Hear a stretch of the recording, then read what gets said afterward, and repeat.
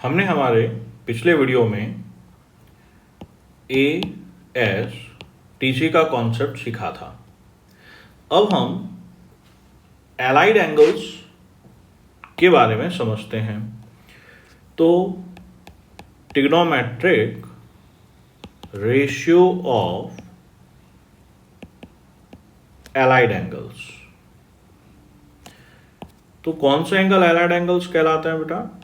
90 plus minus theta, 180 plus minus theta, 270 plus minus theta, 360 plus minus theta के angles allied angles कहलाते हैं। तो allied angles की value निकालने के लिए हमारे पास में 4 स्टेप्स होते हैं। तो सबसे पहला स्टेप तो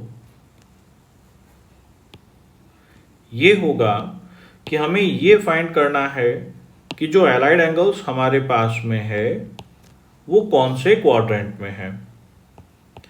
सेकंड स्टेप में हमें ये ध्यान देना है कि उस क्वाड्रेंट में कौन से ट्रिग्नोमेट्रिक रेशियो का रिजल्ट पॉजिटिव होता है। ध्यान रहे, मैंने रेशियो का रिजल्ट पॉजिटिव कहा है।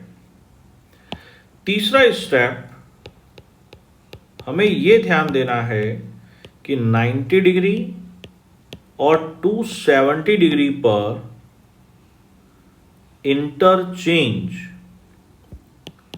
होगा। जब भी हम इंटरचेंज बोलें तो हमारा मतलब है कि साइन थीटा कॉस थीटा में, टेन थीटा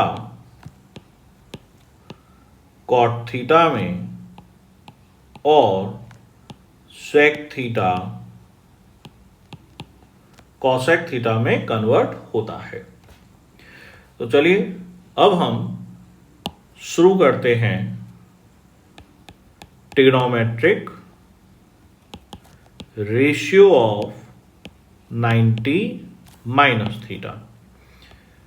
तो हमने sine of 90 minus theta, cos of 90 minus theta, tan of 90 minus theta समझना है। तो 4 स्टेप्स थे। पहला स्टेप कौन से क्वाड्रेंट में है, दूसरा उस क्वाड्रेंट में किसका रिजल्ट पॉजिटिव है।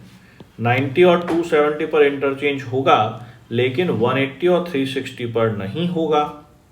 तो अब सबसे पहले तो हम ये देखें कि 90 माइनस थीटा फर्स्ट क्वाड्रेंट में है।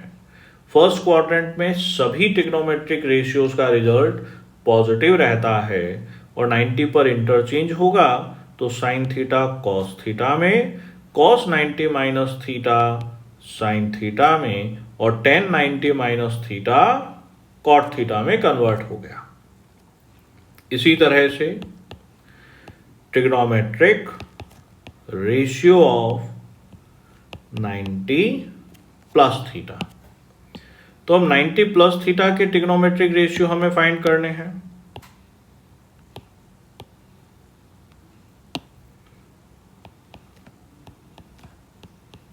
तो अब हम समझें कि 90 प्लस थीटा सेकेंड क्वाड्रेंट में आता है।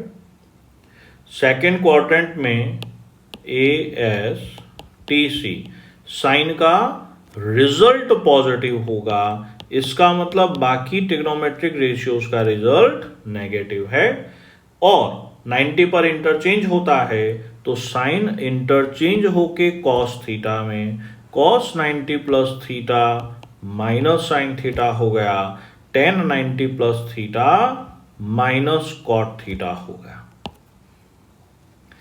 इसी तरह से trigonometric ratio of 180 minus theta समझते हैं। तो अब हमारे पास में sign 180 minus theta, cos 180 minus theta and ten 180 minus theta. वही 4 स्टेप से सोचें। 180 माइनस थीटा सेकेंड क्वाड्रेंट में आता है। और सेकेंड क्वाड्रेंट में साइन का रिजल्ट पॉजिटिव होगा, इसका मतलब बाकी का रिजल्ट नेगेटिव है। 180 पर इंटरचेंज नहीं होता तो sine 180 minus theta sine theta, cos 180 minus theta minus cos theta, tan 180 minus theta minus tan theta होगा। तो इसी तरह से हम 180 plus theta, 270 minus theta, 270 plus theta, 360 minus theta, 360 plus theta, इनके ट्रिग्नोमेट्रिक रेशियोज फाइंड कर सकते हैं। हमारे नोट्स में ही हम एक पार्ट और समझ लेते हैं, trigonometric ratios of minus theta. काफी सिंपल सा है, समझते हैं बच्चे। अब यहां माइनस थीटा कौन सा क्वाड्रेंट रहा? Fourth quadrant. फोर्थ क्वाड्रेंट में A S T C cos और रेसिप्रोकल का रिजल्ट पॉजिटिव होता है, तो इसका रिजल्ट पॉजिटिव हो गया। Sine of minus theta minus sine theta, tan of minus theta minus tan theta. ठीक है, इसी तरह से हम बाकी सभी ट्रिग्नोमेट्रिक रेशियोज की, एलाइड एंगल्स की प्रैक्टिस करेंगे तो ये चीज हमें क्लियर हो जाएगी। आप चाहें तो इस पेज का स्नैपशॉट लेकर इस एक्सप्लेनेशन की मदद से वापस समझ सकते हैं। अब हम ये देखें कि एलाइड एंगल्स का यूज लेकर हम कौन कौन से एंगल्स फाइंड कर सकते हैं। ये बहुत इंपॉर्टेंट है। टेंथ के बिहाफ पर हम लोगों ने अब तक 30, 37, 45, 53, 60 और 90 के एंगल्स पढ़े। अब एलाइड एंगल्स के लिए हम 90 प्लस थीटा, 180 माइनस थीटा का देखेंगे, 180 प्लस थीटा या 270 minus theta, 270 plus theta, 360 minus theta और 360 प्लस थीटा। तो अब देखिए 90 प्लस 30 120, ये 127, 135, 90 प्लस 53 143, 90 प्लस 60 150 और 90 प्लस 90 180। अब अगर अपन 180 माइनस थीटा भी करेंगे तो भी हमारा वैल्यू सेम होगी, जैसे 180 माइनस 30 150 जो आ चुका है। इसलिए हम नेक्स्ट वाले पे देखें 180 प्लस थीटा, तो 180 प्लस 30 210, फिर 217 डिग्री 225, 180 प्लस 53 233, 180 प्लस 60 240, ये 270। अब नेक्स्ट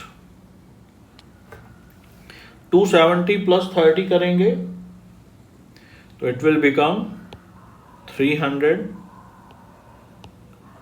307, 315, 323, 330 और 360।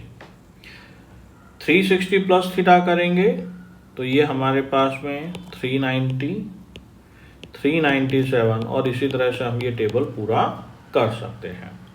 तो चलिए हम कुछ प्रॉब्लम्स से ये वैल्यू को और समझते हैं।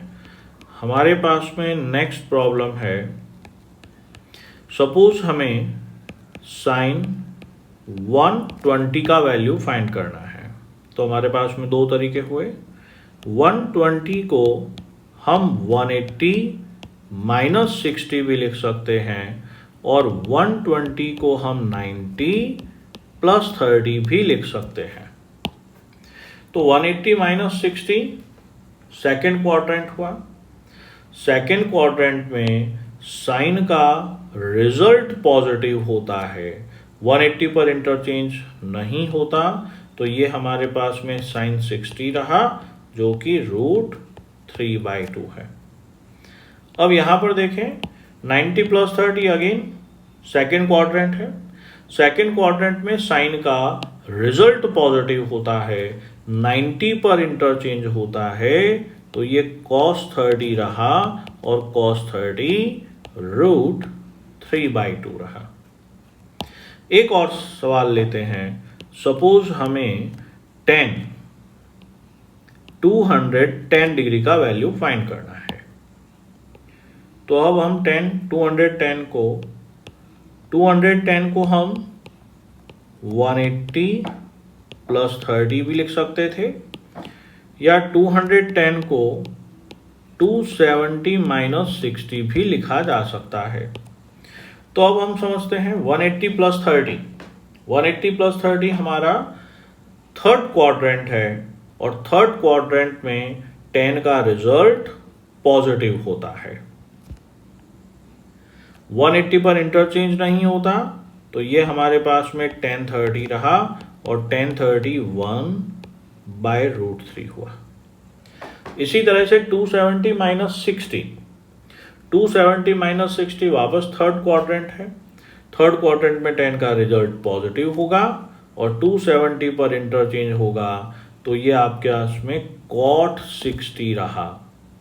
cot 60 tan 60 का रेसिप्रोकल है, तो ये हो गया हमारे पास में 1/√3। तो इन दोनों एग्जाम्पल से हमें समझ में आया कि 90 और 270 लेने पर हमारे पास में इंटरचेंज का भी एक पॉइंट होता है, तो हमें उस चीज को अवॉइड करना चाहिए। तो जब भी हमारे पास में एलाइड एंगल्स आए और इनमें से किसी की वैल्यू निकालने को कहा जाए, तो हमें 180 ± थीटा या 360 ± थीटा लेना चाहिए।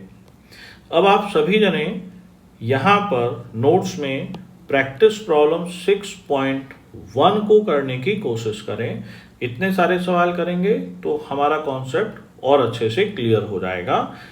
नेक्स्ट क्लास में हम एडिशन और सब्ट्रैक्शन फॉर्मूला और इन प्रॉब्लम्स के बारे में डिस्कस करेंगे।